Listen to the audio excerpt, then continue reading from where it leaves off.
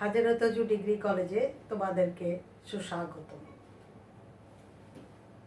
প্রিয় শিক্ষার্থীরা, হাজারাতজু degree college পরিবারে যুক্ত হওয়ার জন্য আজকে তোমাদেরকে অনেক অনেক শুভেচ্ছা ও অভিনন্দন জানাচ্ছি। আজ তোমাদের প্রথম ক্লাস। আমরা এই প্যান্ডেমিক বা মহামারীর সময় আমরা সবাই একসাথে হওয়ার যে কথা ছিল তা হতে না পারলেও আমাদের আনন্দের কোনো দিকেই কমতি নেই। আমরা তোমাদেরকে পেয়ে অত্যন্ত আনন্দিত এবং গর্বিত। সুপ্রিয় শিক্ষার্থীরা, আজকে এই মহামারীর সময় আমরা সবাই যে যেখানে আছি, যেভাবেই আছি, ভালো থাকার চেষ্টা করব, সুস্থ থাকার চেষ্টা করব। কারণ সুস্থ দেহ, সুস্থ মন, এটাও একটা শিক্ষা। আমরা হয়তো কলেজে এসে ক্লাস করতে পারছি না, কিন্তু তারপরেও আমরা আমাদের যে পারিপার্শ্বিক অবস্থা বা পরিবেশ, তার সাথে আমাদেরকে মানিয়ে চলতে হবে। প্লাটো বলেছেন যে পারিপার্শ্বিক অবস্থার সাথে খাপ খাইয়ে চলাটাও একটা শিক্ষা। শিক্ষার নাম তিনি দিয়েছেন যে পারিপার্শ্বিক অবস্থার সাথে নিজেকে খাপ খাইয়ে নাও। আমরা আজকে সেই পরিস্থিতিতে আমরা সেই শিক্ষাটাই নিচ্ছি। বর্তমান পরিস্থিতিতে আমরা কিভাবে লেখাপড়া করব এবং কিভাবে এই পরিবেশের সাথে আমরা নিজেদেরকে মানিয়ে নেব। আশা করি এতদিনে আমরা আস্তে আস্তে সেই অবস্থাটা বুঝতে পারছি এবং আমাদেরকে এক জায়গায় বসে থাকলেই চলবে না, সামনের দিকে এগিয়ে যেতে হবে। তাই আমরা কলেজগুলো, আমাদের হাজারাতজু ডিগ্রি কলেজেও অনলাইন ক্লাস শুরু করেছি অনেক আগে থেকে। তোমরাও সেই অনলাইন ক্লাসের অন্তর্ভুক্ত হলে। অনেকে এই অনলাইন ক্লাসের নেতিবাচক দিকটা আলোচনা করছে। আমি নেতিবাচক ধরি না। আমি মনে করি যে অনলাইন ক্লাসটা আরও বেশি তোমাদের জন্য উপযোগী। কারণ এই ক্লাসটা তোমরা বারবার দেখতে পারবে। যেখানে তোমরা বুঝবে না, যেটা তোমরা একটা শিক্ষকের ক্লাস বারবার দেখার সুযোগ পাবে তোমরা, যেটা এমনি ক্লাসে দেখা সম্ভব ছিল না। আমরা সেটার সাথে চিন্তা করছি যে তোমরা সেইগুলোর সাথেই তোমরা নিজেদেরকে মানিয়ে নেবে এবং এই মানিয়ে নেওয়ার সাথে আমরা কি করব, লেখাপড়া সব কিছু আমরা এগুলোর সাথে অনলাইন ক্লাসের মাধ্যমেই আমরা নিজেদেরকে এগিয়ে নেওয়ার চেষ্টা করব। কারণ এক জায়গায় আমরা আরও যে জিনিসগুলোর সাথে পরিচিত হচ্ছে এই অনলাইন ক্লাসের মাধ্যমে, আমি মনে করছি যে বিজ্ঞানের যে অভূতপূর্ব যে জয়যাত্রা, সেটারও আমরা অংশীদার হচ্ছি। বাংলাদেশেও সেটার অংশীদার এবং এটার মাধ্যমে আমরা আরও বেশি এগিয়ে যেতে চেষ্টা করব। আশা করি তোমরা এই ক্লাসগুলো ধারণ করবে এবং তোমরা এর সাথে নিজেদেরকে মানিয়ে নিয়ে সামনের দিকে এগিয়ে যাবে। তো আজকে পৌরনীতি ও সুশাসন ক্লাসে আমি তোমাদেরকে স্বাগতম জানাচ্ছি। আমি মার্জিনা কাউসার, বিভাগীয় প্রধান, রাষ্ট্রবিজ্ঞান বিভাগ। আমার প্রাণপ্রিয় ছাত্রছাত্রীরা, এই বিষয়টি, আমি পৌরনীতি যে বিষয়ের কথা বলছি, পৌরনীতি ও সুশাসন, এই বিষয়টির গোড়াপত্তন নিয়ে আমি একটু আলোচনা করব। আমি ধাপে ধাপে আসি। মানুষ প্রাচীন কাল থেকেই আমরা দেখেছি মানুষ সঙ্গপ্রিয়, একা বাস করতে পারে না। তাই মানুষ নিজেদের, সবসময় আমরা দেখেছি যে মানুষ নিজেদের পরিবার পরিজন নিয়ে, স্ত্রী পুত্র কন্যা নিয়ে একসাথে বসবাস করতে পছন্দ করে। এবং প্রাচীনকালেও আমরা দেখেছি যে মানুষ একসাথে বসবাস করত সঙ্গপ্রিয় হয়ে। কারণ তাদের বিভিন্ন শিকার করতে গিয়ে, তারা বিভিন্ন জায়গায় বসবাস করতে গিয়ে বিভিন্ন প্রতিকূলতাকে তারা জয় করার জন্য একত্রিত হয়ে বসবাস করত সঙ্গবদ্ধভাবে। তারপর থেকেই তারা আস্তে আস্তে আমরা দেখি যে এই সঙ্গপ্রিয়তা, বিজ্ঞানের অভূতপূর্ব জয়যাত্রার পরেও আমরা দেখি মানুষ এই সঙ্গপ্রিয়তাকে বা সমাজবদ্ধ হয়ে বসবাস করাটার যেই মানুষের আকুতি, সেটা এতটুকুও কমেনি। তাই রাষ্ট্রবিজ্ঞানী এরিস্টটল একটা যথার্থ কথা বলেছেন যে মানুষ সমাজে বসবাস করে, যে সমাজে বসবাস করে না সে হয় পশু না হয় দেবতা। তাহলে মানুষ মাত্রই সমাজবদ্ধ। সমাজটা হচ্ছে একটা মায়াজাল। প্রাচীনকাল থেকেই আমরা দেখছি সমাজবদ্ধ হয়ে বসবাস করার মাধ্যমে মানুষ চলে এসেছে, এবং তখন থেকে মানুষের যে নাগরিক জীবনকে ঘিরে কতগুলো নিয়ম কানুন রীতিনীতি গড়ে উঠেছিল।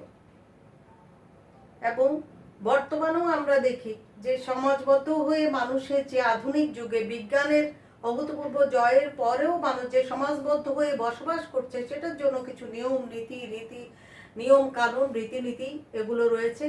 এগুলোর আচার আচরণ, এগুলোর প্রেক্ষাপটে এগুলোকে জানার জন্য বা এগুলো বিকাশের জন্য যে একটা বিষয় গড়ে উঠেছে বা একটা শাস্ত্র, যেটাকে আমরা বলি পৌরনীতি।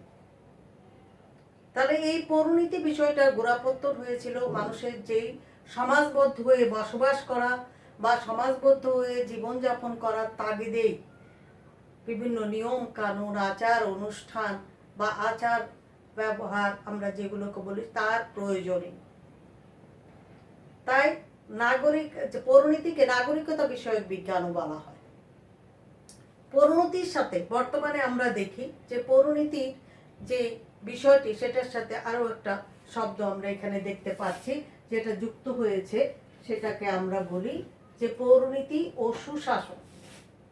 পৌরনীতি যে বিষয়টা আমরা বলছি, সেটা মানুষের অধিকার কর্তব্য এগুলো নিয়ে আলোচনা করে। এই অধিকার কর্তব্য এগুলো যে আমরা বলছি, এগুলো একটা তাত্ত্বিক রূপ। পৌরনীতিতে অধিকার কর্তব্য এগুলোর একটা তাত্ত্বিক রূপ আমরা দেখতে পাই। অধিকার কর্তব্য যেগুলো, সুশাসন এই তাত্ত্বিক রূপকে বাস্তবে পরিণত করে। তাহলে আমরা পৌরনীতির জন্য প্রয়োজন সুশাসন। সুশাসন হচ্ছে একটি ব্যবস্থা। তাহলে আমরা পৌরনীতি ও সুশাসন যে বিষয়টি, সেটি সম্পর্কে আমরা এর গোড়াপত্তন সম্পর্কে আলোচনা করেছি। আমরা সুশাসন আরও আসছি। তোমরা যে বইগুলো এই পৌরনীতি ও সুশাসনে আমরা দেখছি, কতগুলো তোমরা বই না থাকলে বা কিভাবে তোমরা লেখাপড়া করবে, তাই আমরা কিছু বইয়ের নামও দেব, তোমরা সেগুলো কিনে নেবে। সেই বইগুলো থেকেই তোমরা পড়বে, এবং সেগুলো থেকে আমরা জানি যে আমাদের সৃজনশীল পদ্ধতিতেই লেখাপড়া, আমরা সেই সৃজনশীল পদ্ধতিতেই তোমরা স্কুলেও এই সৃজনশীল পদ্ধতির সাথে পরিচিত। তো এখানেও আমরা বলবো এই সৃজনশীল পদ্ধতিতে আমাদের সেই স্কুলের মতোই মনে হচ্ছে, আমার যে কোনো আসলে ব্যত্যয় ঘটে না। তারপরেও আমরা পৌরনীতি ও সুশাসন, আমরা এই বিষয়টি প্রথমে আমরা দেখব যে দুটো অংশে বিভক্ত। প্রথমটা হলো প্রথম পত্র,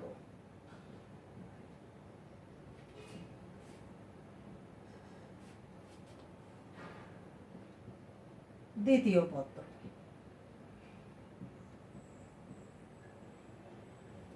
প্রথম পত্রে 100 নাম্বার, দ্বিতীয় পত্রে 100 নাম্বার।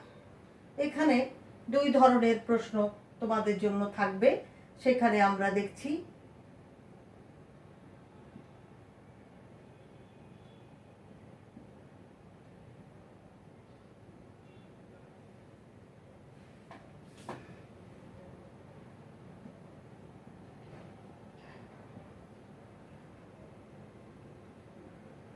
বহু নির্বাচনী, সৃজনশীল 70, বহু নির্বাচনী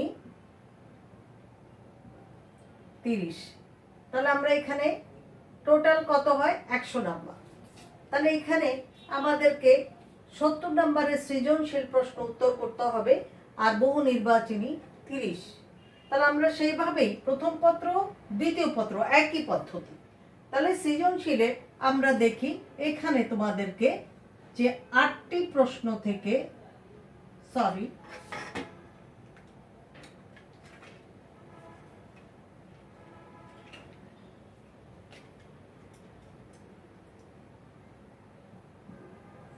11টি থেকে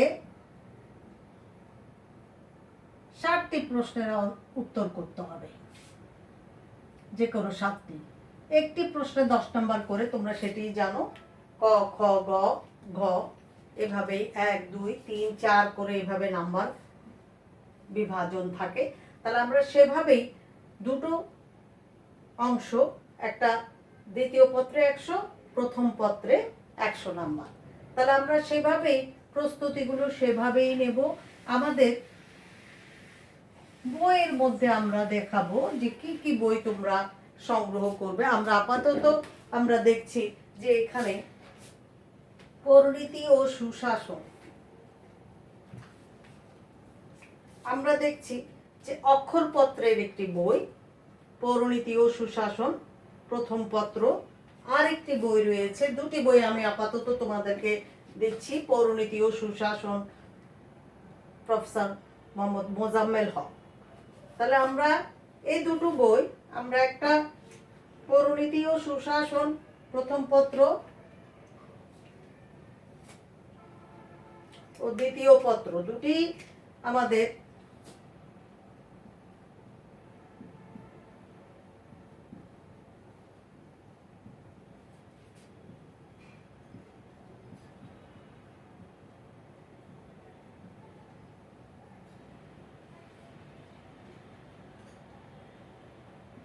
প্রথম ও দ্বিতীয় পত্র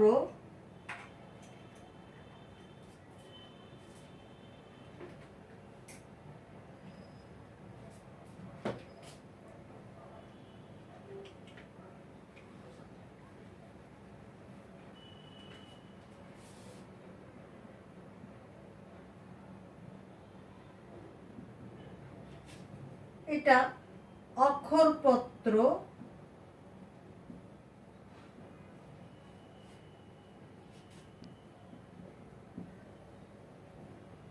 প্রকাশনা। তাহলে এই একটা বই। আরেকটি বই আমরা এখানে অক্ষরপত্র প্রকাশনা ছাড়াও আরেকটি বই রয়েছে,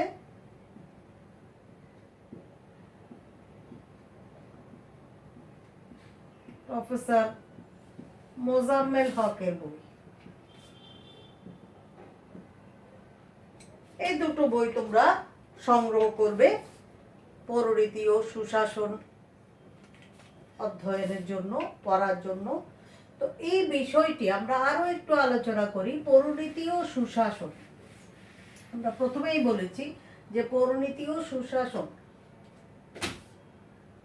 পরিণীতি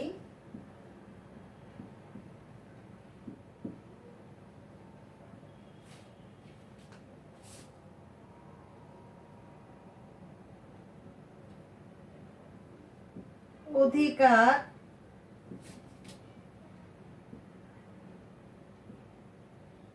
ও কর্তব্য, অধিকার ভোগ এবং কর্তব্য পালনের, অধিকার কর্তব্য সম্পর্কে আলোচনা করে।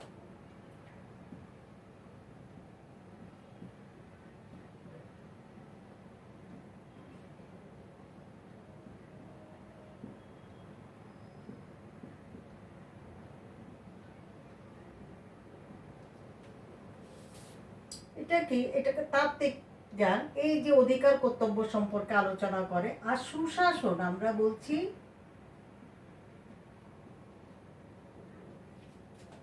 এগুলো হলো তাত্ত্বিক আলোচনা। আর সুশাসন বলছে যে এগুলোর বাস্তব বা বাস্তবে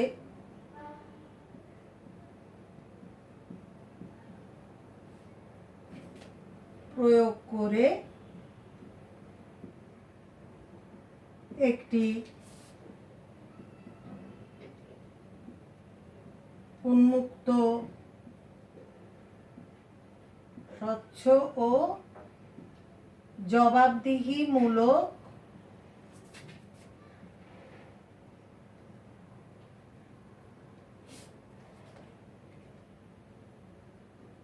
শাসন ব্যবস্থা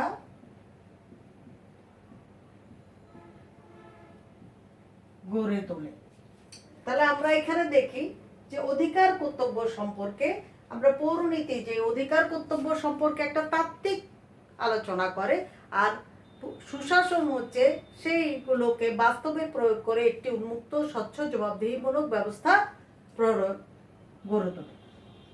তাহলে এভাবেই আমরা দেখি পৌরনীতি ও সুশাসন। পৌরনীতির জন্য প্রয়োজন সুশাসন।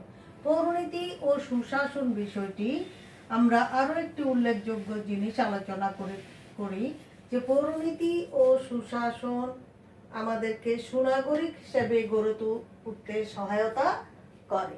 পৌরনীতি ও সুশাসন কি করছে? আমাকে সুনাগরিক হিসাবে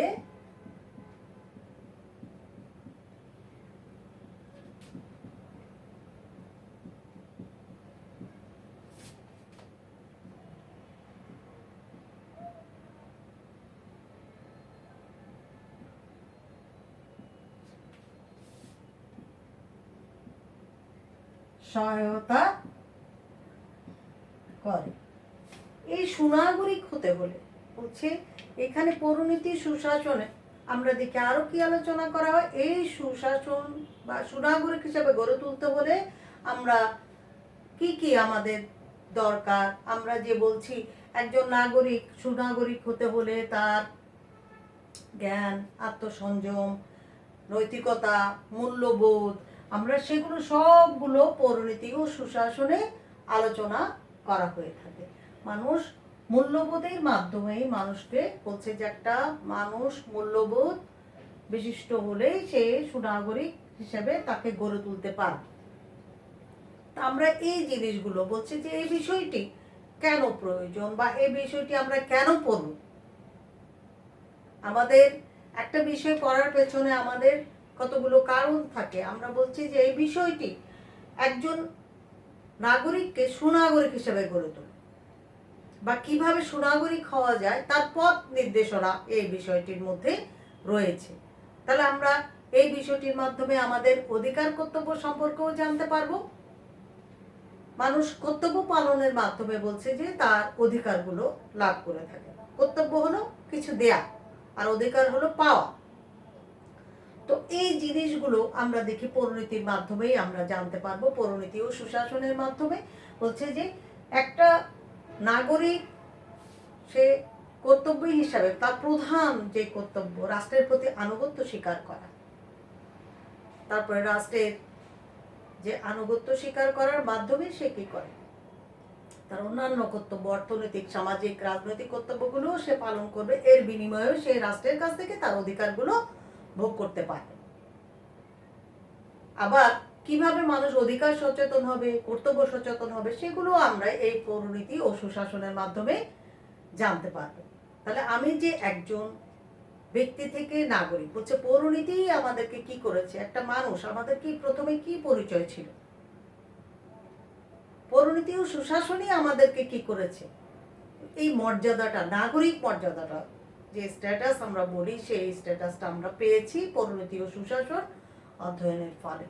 এই বিষয়টির মাধ্যমে এই জ্ঞানটাই আমরা অর্জন করতে পেরেছি। কারণ মানুষ প্রাচীনকাল থেকে আমরা দেখেছি মানুষ ধাপে ধাপে কিভাবে এগিয়েছে, সচেতনতার ফলে, রাজনৈতিক সচেতনতা যেটাকে আমরা বলি। তাহলে আমাদের যে মানুষ হিসাবে আমরা যে মানুষ, শুধু মানুষ পরিচয়, মানুষের ধাপে ধাপে এক এক ধরনের পরিচয় ছিল, মানুষ এক এক সময় এক এক পরিচয়, শুধু মানুষ পরিচয় ছিল না। এক সময় এই মানুষই কি হয়েছে, দাস হয়েছে, দাস থেকে প্রজা হয়েছে। তাহলে অনেক ধরনের বঞ্চনার পর মানুষ সেই নাগরিক মর্যাদাটা পেয়েছে। গবেষণার ফলে অনেক বিষয়গুলো নিয়ে আসছে। এই পৌরনীতি ও সুশাসনের মাধ্যমে মানুষ কি করেছে, তার নাগরিক মর্যাদাটা লাভ করেছে। এই বিষয়টি আমরা মানুষকে বলছে যে সুনাগরিক হিসেবে গড়ে তোলা, মানুষের যে মর্যাদা সেটা মানুষকে দেয়া, মানুষ যে মর্যাদাবান হয়েছে আজকে, আজকে যে মানুষের নাগরিক পরিচিতি, সেটা এই বিষয়টি অধ্যয়নের মাধ্যমেই আমরা জানতে পারবো এবং এই বিষয়টির মাধ্যমে মানুষ এই মর্যাদাগুলো পেয়েছে। তো আমরা এই বিষয়টি সম্পর্কে আলোচনা করলাম, এর উৎপত্তি সম্পর্কে একটু আলোচনা করেছি। আজকে আমাদের পরিচিতি ক্লাস, আমি শুধুমাত্র এই জন্য পরিণতির কিছুটা পরিচিতি তুলে ধরেছি। আগামী দিন আমরা আবার ক্লাসে আসব এবং আরও বৃহত্তর পরিসরে আলোচনা করব পরিণতি কি, পরিণতি ও সুশাসন কাকে বলে, আমরা সেগুলো জানবো। তোমরা আস্তে আস্তে প্রস্তুতি নাও। আগামী ক্লাসের আগেই তোমরা বই কিনে নেবে, এবং বই কিনলে আমরা যে বইটির কথা বলেছি একটি অক্ষরপত্র প্রকাশনীর বই, যেটা আমরা পরিণতি ও সুশাসন প্রথম পত্র দ্বিতীয় পত্র অক্ষরপত্র প্রকাশনী, আর একটা প্রফেসর মোজাম্মেল হক, এই দুটো বই বা যে যেটাই কেনো একটা বই কিনে নেবে। বই না থাকলে তো আসলে পড়া আগানো যাবে না। আমরা বই কিনবো এবং ক্লাসগুলো প্রতিনিয়ত বা রুটিন অনুযায়ী ক্লাসগুলো আমরা করব। ইনশাল্লাহ আমরা সামনের দিকে এগিয়ে যেতে পারবো, আমাদের পড়ার কোনো অসুবিধা হবে না। আমরা অনলাইন ক্লাসগুলো রুটিন অনুযায়ী করব এবং শৃঙ্খলার মাধ্যমে করব। আর যদি না বুঝি, তোমরা যদি এগুলো না বুঝো, বারবার দেখার ব্যবস্থাও আছে। তোমরা দেখতে পাচ্ছ অনলাইন ক্লাসগুলো, তোমরা বারবার দেখে সেগুলো বুঝে নিতে পারবে। তো আজকের মতো এখানেই, ধন্যবাদ সবাইকে। তোমরা ভালো থাকবে, যে যেখানে আছো সুস্থ থাকবে এই দোয়াই করি। ধন্যবাদ সবাইকে।